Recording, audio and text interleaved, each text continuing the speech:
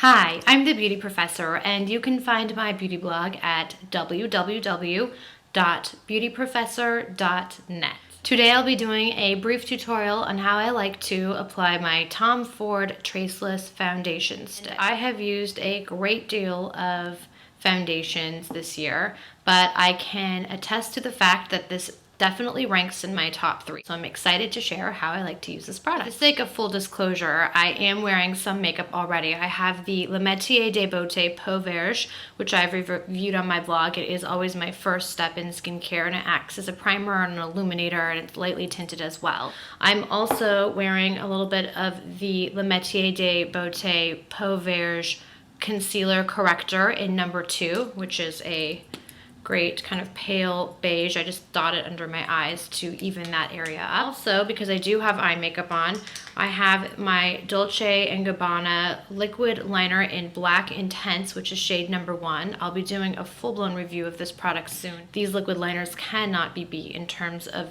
intensity and lasting power. Next, I am wearing some by Terry Ombre Blackstar eyeshadow in the shade Misty Rock, which is kind of a purpley gray tone. That's exactly where it belongs.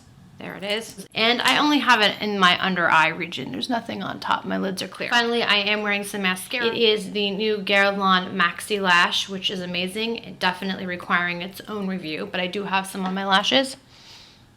You can see the whole effect there. And then for lips, I'm just wearing 2 products. I'm wearing some NARS Gloss in Albatross, which is kind of a basically clear with a slight bit of creamy gold shimmer as a base, and some of the Guerlain Rouge Automatique lip color, new for spring. Watch this. New for spring 2013, and it's kind of a lilac purple pink shade. I'll be doing a review on this soon. Enough for disclosure.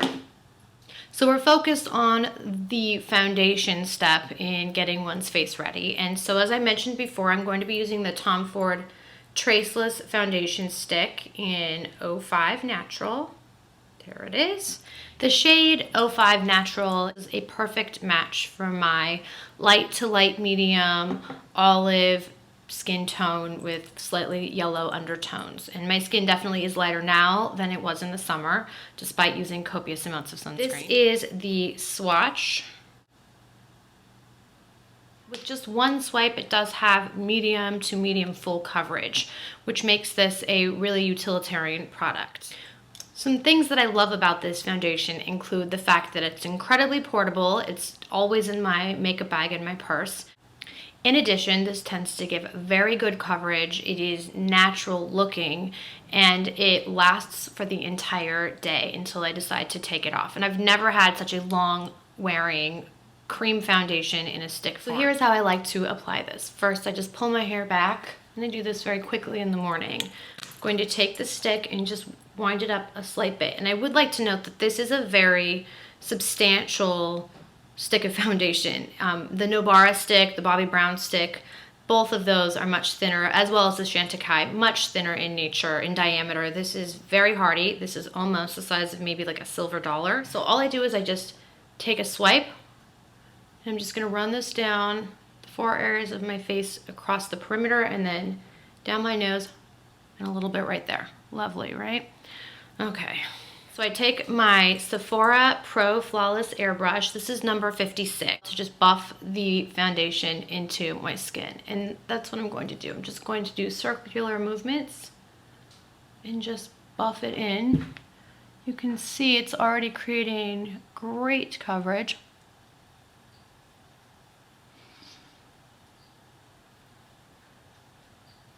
I'm just going to continue on patting this into the skin, buffing it in. I like to use these kind of tapping motions because I feel like it just gives the best finish. And I'll go up to the forehead here. What I love about this foundation is the skin-like finish that can be achieved. Now that's basically the extent of my application process. You might note that it looks a little lighter than the rest of my body. I am still tan from summer. It takes me a long time to fade. But I will say that this foundation does oxidize slightly, so I went with a little bit lighter color, and I'm really glad that I will get a little darker, but I can predict it within 10 minutes. It'll be the exact shade that I need for it to be to match my skin for the rest of the day.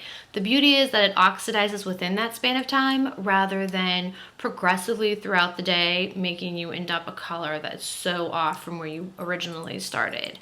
So this is kind of a controlled oxidation. While I'm waiting for that oxidation to take place, I can still go ahead and apply the rest of my makeup. And this is a product that I've included in my 5-minute face tutorial already, but it's definitely a realistic part of my process. It's the Tom Ford Shade and Illuminate in Intensity 01. I'm just going to take a little bit on my Sephora brush, which in this case is number 130. It's an angled contour brush.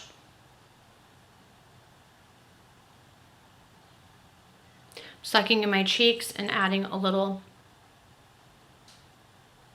shadow to the hollows of my cheekbones. All right, dimension already. Then I'm going to take a little more, just go down my nose. I'm kind of cavalier when it comes to the nose.